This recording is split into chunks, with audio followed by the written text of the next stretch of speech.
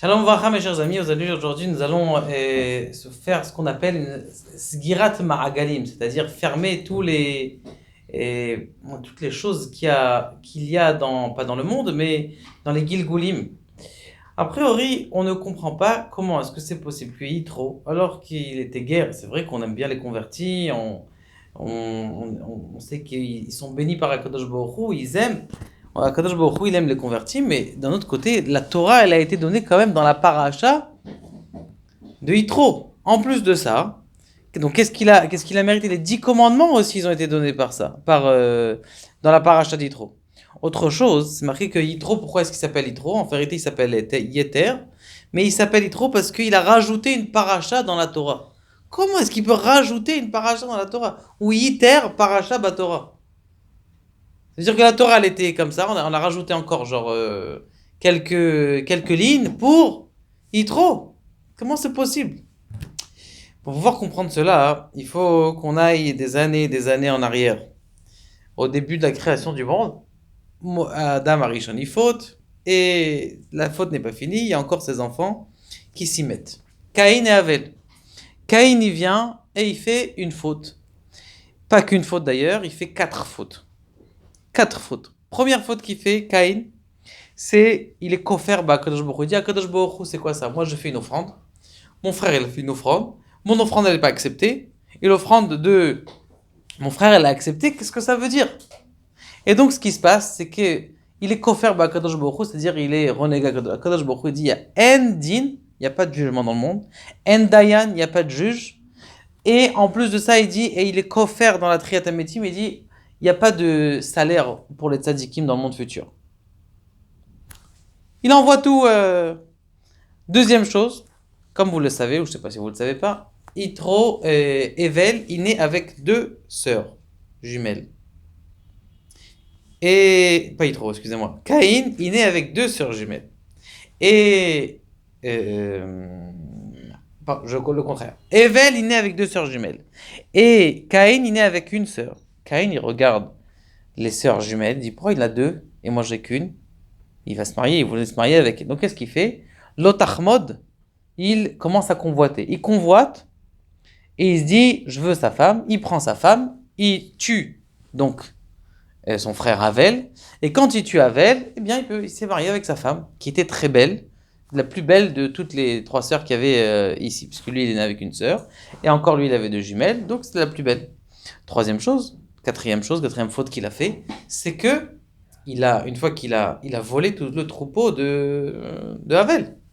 Donc il y a 4 fautes. Havel, il a fait lui aussi des fautes. C'est quoi les fautes qu'il a fait? C'est que ou istakel batsit, il voulait voir Akadosh Baruch Hu se rapprocher de Dieu, et il a vu la Shrina. C'est sourd de regarder la Shrina.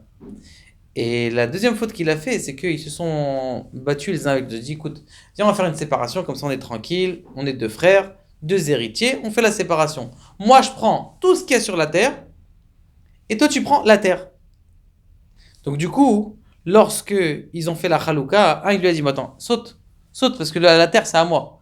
Et l'autre, il dit, enlève tes habits, parce que t'es habillé avec un costume Hermès. C'est de la laine. Allez, donne-le-moi. Donc, ce qui s'est passé, c'est que chacun, il a volé à l'autre. Et donc, là est arrivée l'histoire. Maintenant, il faut faire le tikkun de tout ça. Il faut faire le tikkun de Caïn et de Evel. Viennent nos sages, dont le Harizal, il vient dire, regarde, je vais t'expliquer. Yitro, tu sais c'est qui? En vérité, c'est qui? C'est Caïn. Et Evel, tu sais c'est qui? C'est le Gilgul de Moshe. Alors attention, faire attention dans le savoir dans les Gilgulim. C'est pas le Gilgul contre un Gilgul. C'est que un Gilgul, une fois, une personne dans le passé, elle peut revenir 3 fois pour être métaken plusieurs fois. Quelque chose qui doit être métaken, elle peut être métaken, elle peut arranger. Et Moshe et le Nefesh, elle doit arranger le Nefesh, c'est-à-dire la partie basse du corps, partie basse de l'âme, et le Ruach et la Neshama. Donc elle peut revenir en une fois et arranger les 3 en même temps, mais elle peut revenir aussi en 3 fois pour arranger chaque chose. Et même Bichra, il y en a qui sont des Chaloukot, que même dans le Nefesh, parce que dans le Nefesh, il y a aussi Nefesh Ruach Neshama, dans le Ruach, il y a Nefesh Ruach Neshama, donc à chaque fois, des fois, on peut arriver dans un Gilgul juste pour arranger une seule chose. Donc qu'est-ce qui se passe? C'est que Yitro, il arrive et il va être metaken la faute, combien de fautes? On a dit les 4 fautes qu'il a fait envers Havel, son frère. Et c'est qui Havel? Moshe Rabbeinu. Alors attention, Moshe Rabbeinu, il revient aussi la même chose. Il est plus d'heure ni de sotsot, il arrange un de celui-là, il arrange un peu de celui-là, il arrange de celui-là. Pour l'instant, dans cette histoire-là, il arrange une faute, c'est laquelle? La faute de la femme qu'il a prise. Comment il va faire déjà? Donc, Caïn, il a tué Havel. Maintenant, c'est quoi le tikkun? Le tikkun du Nefesh, c'est que Hevel, il doit tuer Caïn. Comment est-ce qu'il fait? Eh bien, tout simplement, au début de l'histoire de Shemot, on commence Shemot, Moshe, il voit les enfants d'Israël, les voit en train de souffrir, et il y a un Égyptien qui est en train de chamailler un Juif. Pourquoi ils se sont chamaillés? Le Rashi nous explique là-bas, c'est une histoire, que dans la nuit, Shlomit Bat Divri, donc elle était en train de dormir avec son mari, et elle était jolie, canirée, et donc l'Égyptien, il a dit, tu veux prendre sa femme. Ce qu'il a fait, il a tapé à la porte, viens, j'ai besoin de toi dans le champ, sors du champ tout de suite, au mari. Il dit, allez, tu viens travailler. Bon, il vient, il se lève de mal, il vient travailler. Et il revient, c'est pas son mari qui revient, c'est ce Mitzri, cet Égyptien qui arrive. Cet Égyptien, il arrive, il rentre dans la chambre, bien sûr, quand il n'y avait pas de lumière et tout ça, il est avec cette femme, il sort de là-bas, son mari il revient, et il se rend compte, le mari, qu'il y a quelqu'un qui est venu avec sa femme. Il dit, mais attends, je comprends pas, s'il était là il y a 5 minutes encore, quoi. Et donc, ils se sont rendus compte, le matin, ils se réveillent, qu'est-ce que t'es parti avec ma femme? Et ils se prenaient la tête. Et ce qui s'est passé, c'est que Moshe, il a vu ça. Vaïfen kovacho, il a regardé de ce côté, ça veut dire dans le Gilgoul d'avant et le Gilgoul d'après. Et qu'est-ce qu'il fait? Il tue. Qui il tue? Il tue l'Égyptien. Avec quel nom? Avec le nom de Dieu, tu prends pas de couteau. Avec le Shem Membet. Le Shem Membet, il est Metaken, c'est le Shem de la création du monde. Eh bien, il arrange toutes les Nitzotzot qui doivent se faire arranger. Donc, qu'est-ce qu'il fait, Moshe Rabbeinu? Eh bien, il est Metaken. Parce que lui, il s'était fait tuer dans l'ancien Gilgoul par Caïn. Maintenant, c'est lui qui va tuer Caïn parce qu'il était le Nefesh, uniquement une partie infime de Caïn et Megulgalet dans ce Mitzri. Maintenant, il y a les autres parties. C'est quoi les autres parties? C'est le Ruach. Le Ruach, on va pas en parler maintenant. C'est une paracha bifnei atzma, on en parlera plus tard, Bezrat Hashem. Mais la Neshama de Caïn, elle vient dans qui? Dans Yitro. Donc Caïn, l'essentiel de Caïn, c'est la Neshama d'une personne. Eh bien, il revient dans Yitro. Qu'est-ce qu'il fait Yitro?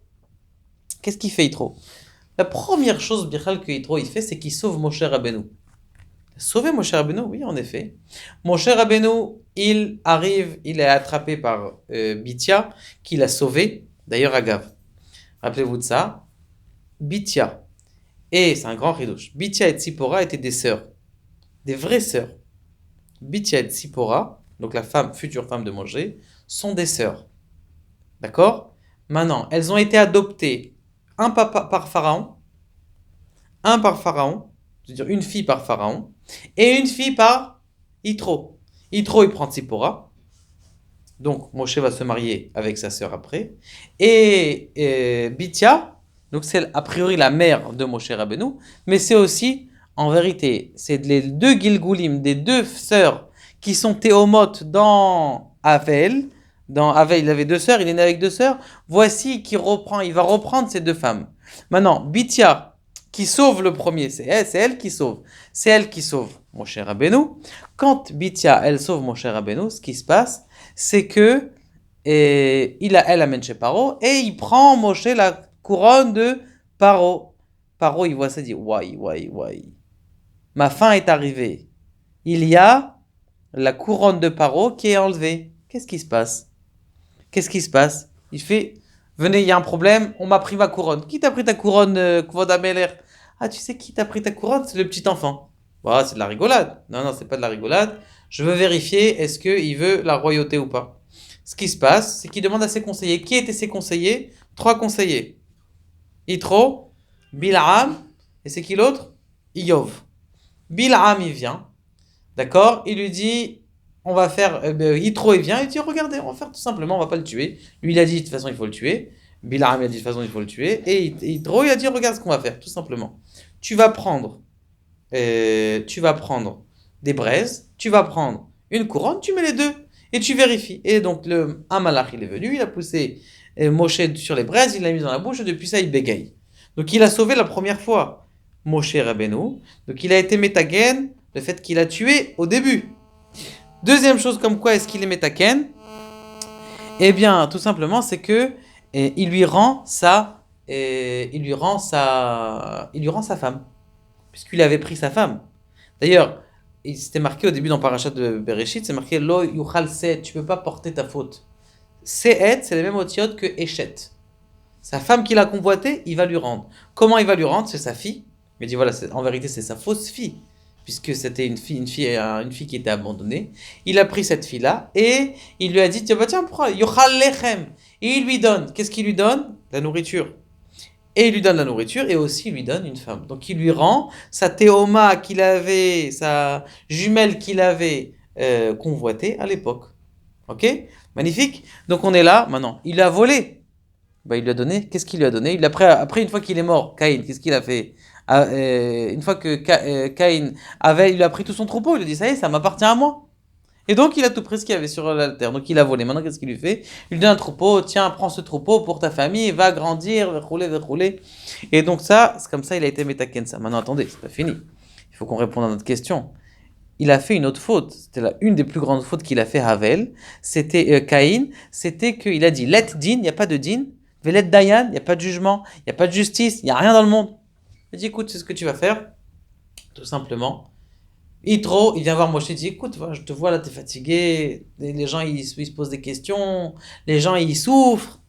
Pourquoi est-ce que, pourquoi est-ce que, pourquoi est-ce que tu te faciliterais pas le travail? Et donc qu'est-ce qu'il fait en vérité? Première chose, il est mis de gaillère. Il avait dit quoi? Il a dit il n'y a pas de jugement. Donc s'il est mis de gaillard, ça veut dire qu'il se dit il y a une âme, donc il est mis de gaillard. Donc il est métaken le fait qu'il a dit qu'il n'y a pas de Dieu sur terre. Deuxième chose, il a dit il n'y a pas de dayan. Il a dit mets des dayan. Fais des dayanim. Donc il est métaken le fait de dire il n'y a pas de jugement, il n'y a pas de din. Fais un jugement. Donc il est métaken trop. Le roi. Après il va avoir encore un autre tikkun qui n'est pas fini encore le tikkun de Havel. Mais en tout cas on voit Nekuda sur Nekuda. Comme quoi, Kadosh Baruch Hu, il fait. Donc c'est pour ça que on avait posé la question comment ça se fait que Yitro, eh bien, il revient et lui, il rajoute une parache. En vérité, il fait son tikkun.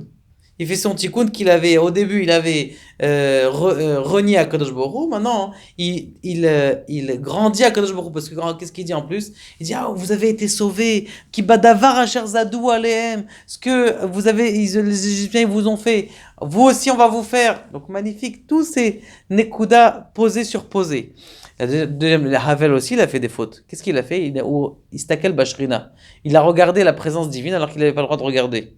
Qu'est-ce qu'il a fait? Moshe Rabbeinu, lorsqu'il vient se présenter au mont Sinaï à Kadosh Baruch Hu, il voit, Vayarem habite, il s'est caché. Ça veut dire quoi? Avant, qu'est-ce qui s'était passé? Il avait regardé la Shrina, maintenant, il a eu peur de voir. Autre chose, c'est marqué que Moshe Rabbeinu, une fois qu'il est descendu du mont Sinaï, dans la paracha de la semaine, Vaiten alpanav masve, il a mis dessus un masque, the mask. Donc maintenant, ce masque-là, c'est juste pour dire justement que les gens ils vont pas regarder, donc il va garder une certaine largesse avec Akadosh Baruch Hu, une certaine distance avec Akadosh Baruch Hu.